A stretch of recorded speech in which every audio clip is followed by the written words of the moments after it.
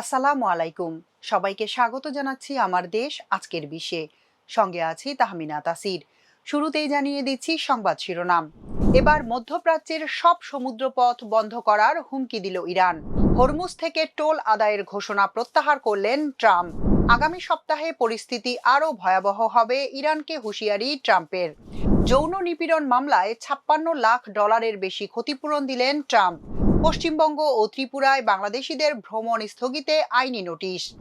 গুজরাট পুলিশের গোপন নথি ফাঁস, উগ্রবাদের তালিকায় দাড়ি, বোরকা ও ইতিকাফ। এবার বিস্তারিত। যুক্তরাষ্ট্র ও তার মিত্রদের সুবিধা দেয় এমন অন্য সব জ্বালানি রপ্তানির করিডোর বন্ধের হুমকি দিয়েছে ইরানের ইসলামী বিপ্লব গার্ড বাহিনী আইআরজিসি। দেশটির সংবাদ মাধ্যমে এমন খবর প্রকাশ হয়েছে। আইআরজিসির এই হুমকির আগে ইরান নতুনভাবে হরমুজ প্রণালী বন্ধ করে দিয়েছে এবং যুক্তরাষ্ট্র আবারও ইরানের বন্দরগুলোর উপর অবরোধ আরোপ করেছে। আজ বুধবার ইরানের রাষ্ট্রীয় বার্তা সংস্থা আইআরএনএ তে প্রকাশিত এক বিবৃতিতে আইআরজিসি বলেছে, আঞ্চলিক জ্বালানি রপ্তানির সুবিধা হয় সবাই পাবে, না হয় কেউই পাবে না। এদিকে ইরানের প্রেস টিভির খবরে বলা হয়, গত সোমবার হুতিদের এক জ্যেষ্ঠ কর্মকর্তাও হুঁশিয়ারি দিয়েছেন। তিনি বলেছেন, সৌদি আরব যদি ইয়েমেনে হামলা চালিয়ে যায় তবে তারা বাব এল মানদেব প্রণালী বন্ধ করে দিতে প্রস্তুত আছেন। তার দাবি, এমনটি হলে আন্তর্জাতিক বাজারে প্রতি ব্যারেল তেলের দাম বেড়ে $200 পৌঁছাতে পারে। হরমুজ প্রণালীতে অভিভাবক হিসেবে বাণিজ্যিক এই জলপথে চলাচলকারী পণ্যবাহী বেসামরিক জাহাজগুলো থেকে 20% হারে টোল আদায়ের যে ঘোষণা দিয়েছিলেন যুক্তরাষ্ট্রের প্রেসিডেন্ট ডোনাল্ড ট্রাম্প, তা প্রত্যাহার করেছেন তিনি। গতকাল নিজের মালিকানাধীন সামাজিক যোগাযোগ মাধ্যম ট্রুথ সোশ্যালে পোস্ট করা এক বার্তায় এ তথ্য নিশ্চিত করেছেন তিনি। ট্রুথ সোশ্যাল পোস্টে মার্কিন প্রেসিডেন্ট আরও বলেছেন, মধ্যপ্রাচ্যের উপসাগরীয় অঞ্চলের দেশগুলো প্রতিশ্রুতি দিয়েছে যে ট্রাম্প যদি হরমুজে বাণিজ্যিক জাহাজ চলাচল বাবদ টোল আদায় করা থেকে বিরত থাকেন, তাহলে নিকট ভবিষ্যতে যুক্তরাষ্ট্রে বিপুল পরিমাণ বিনিয়োগ এবং বাণিজ্য বয়ে আনবে উপসাগরীয় দেশগুলো। এই প্রতিশ্রুতির পরই হরমুজ থেকে টোল আদায়ের পরিকল্পনা থেকে সরে এসেছেন তিনি। ইরানের বিরুদ্ধে চলমান সামরিক অভিযান আরও জোরদার করার চূড়ান্ত হুঁশিয়ারি দিয়েছেন মার্কিন প্রেসিডেন্ট ডোনাল্ড ট্রাম্প। মার্কিন ফক্স নিউজকে দেওয়া এক সাক্ষাৎকারে ট্রাম্প স্পষ্ট করে বলেছেন, তেহরান যদি অবিলম্বে আলোচনার টেবিলে ফিরে না আসে তবে আগামী সপ্তাহে ইরানের প্রধান প্রধান বিদ্যুৎ কেন্দ্র ও সেতুগুলোকে লক্ষ্য করে বড় ধরনের হামলা চালানো হবে।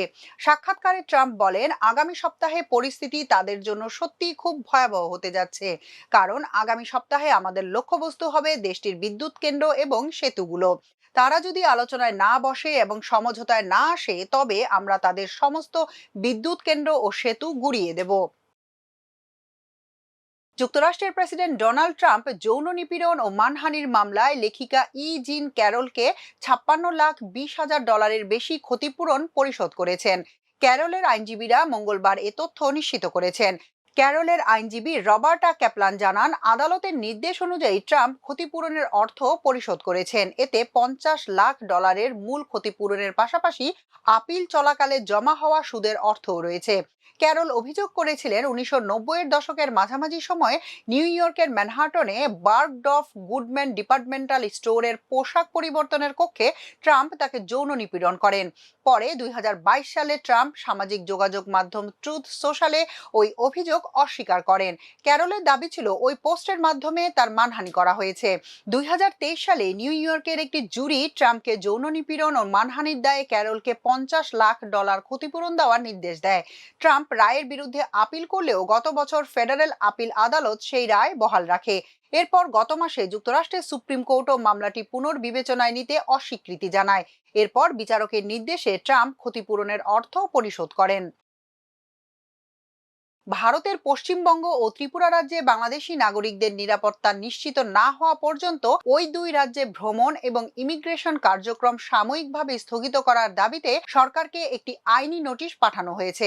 গত সোমবার বাংলাদেশ সুপ্রিম কোর্টের আইনজীবী মোহাম্মদ মাহমুদুল হাসান মামুন জনস্বার্থে এই আইনি নোটিশ প্রেরণ করেন। আইনি নোটিশে বলা হয়েছে, প্রতি বছর বিপুল সংখ্যক বাংলাদেশি নাগরিক চিকিৎসা, শিক্ষা, পর্যটন, ব্যবসা ও অন্যান্য বৈধ প্রয়োজনে ভারতে ভ্রমণ করেন। তবে সম্প্রতি বিভিন্ন সংবাদ মাধ্যম ও সামাজিক যোগাযোগ মাধ্যমে প্রকাশিত তথ্য অনুযায়ী ভারতের কিছু বাংলা ভাষাভাষী উগ্রবাদী গোষ্ঠী বাংলাদেশি নাগরিকদের বিরুদ্ধে প্রকাশ্যে হুমকি দিচ্ছে। এসব হুমকিতে বলা হচ্ছে, বাংলাদেশি পশ্চিমবঙ্গ ও ত্রিপুরায় প্রবেশ করলে তারা হেনস্থা, নির্যাতন কিংবা সহিংসতার শিকার হতে পারেন, যা তাদের জীবন ও ব্যক্তিগত নিরাপত্তার জন্য গুরুতর ঝুঁকি সৃষ্টি করতে পারে। নোটিশে আরও বলা হয়েছে, অতীতে ভারতীয় উগ্রবাদী গোষ্ঠীগুলোর বিরুদ্ধে ভারতে অবস্থিত বাংলাদেশি কূটনৈতিক মিশনে হামলা ও ভাঙচুরের অভিযোগ রয়েছে। এই ধরনের ঘটনার প্রেক্ষাপটে বাংলাদেশি নাগরিকদের নিরাপত্তা নিশ্চিত করা রাষ্ট্রের সাংবিধানিক দায়িত্ব বলে নোটিশে উল্লেখ করা হয়। নোটিশে বাংলাদেশের সংবিধানের ৩২ অনুচ্ছেদের কথা উল্লেখ করে বলা হয়েছে, নাগরিকের জীবন ও ব্যক্তি স্বাধীনতার অধিকার রক্ষা করা রাষ্ট্রের অন্যতম মৌলিক দায়িত্ব। প্রকাশ্য নিরাপত্তা হুমকির মুখে নাগরিকদের ঝুঁকিপূর্ণ এলাকায় ভ্রমণের সুযোগ অব্যাহত রাখা রাষ্ট্রের দায়িত্ব পালনের সঙ্গে সামঞ্জস্যপূর্ণ নয়। এই প্রেক্ষাপটে পশ্চিমবঙ্গ ও ত্রিপুরার সঙ্গে সরাসরি সংযুক্ত সব স্থলবন্দরে বাংলাদেশি নাগরিকদের ইমিগ্রেশন কার্যক্রম অবিলম্বে সাময়িকভাবে স্থগিত করার দাবি জানানো হয়েছে। পাশাপাশি সংশ্লিষ্ট ভারতীয় কর্তৃপক্ষ বাংলাদেশি নাগরিকদের নিরাপত্তা নিশ্চিত করার বিষয়ে সন্তোষজনক কূটনৈতিক নিশ্চয়তা প্রদান না করা পর্যন্ত ওই দুই রাজ্যগামী যাত্রীদের বিমানবন্দর ভিত্তিক ইমিগ্রেশন কার্যক্রম স্থগিত রাখার আহ্বান জানানো হয়েছে। আইনি নোটিশে আগামী 7 দিনের মধ্যে প্রয়োজনীয় প্রশাসনিক ব্যবস্থা গ্রহণ করে নোটিশ দাতাকে অবহিত করার জন্য সংশ্লিষ্ট কর্তৃপক্ষের প্রতি আহ্বান জানানো হয়। নোটিশে আরও বলা হয়েছে, নির্ধারিত সময়ের মধ্যে প্রয়োজনীয় ব্যবস্থা গ্রহণ না করা হলে বাংলাদেশের সংবিধানের 102 অনুচ্ছেদের অধীনে নাগরিকদের জীবন ও নিরাপত্তার স্বার্থে সুপ্রিম কোর্টের হাইকোর্ট বিভাগে জনস্বার্থে একটি রিট পিটিশন দায়ের করা হবে। ভারতের গুজরাট পুলিশের একটি গোপন নথি সামাজিক যোগাযোগ মাধ্যমে ফাঁস হওয়ার পর দেশটিতে তীব্র ক্ষোভ ও বিতর্কের সৃষ্টি হয়েছে।